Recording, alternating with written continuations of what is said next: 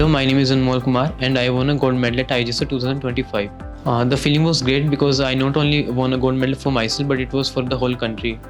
Narayana's training program helped me a lot, and I have been preparing NEET also. So it helped me a lot in IJSO because there were some things that I didn't learn in IJSO but I learned them in NEET, and the same things came in IJSO. So it helped me a lot. Well, the good thing is that the schedule is like quite good. We have like 2 tests per week. One is the NCERT half test and the second is module test. So like this helps to prepare weekly.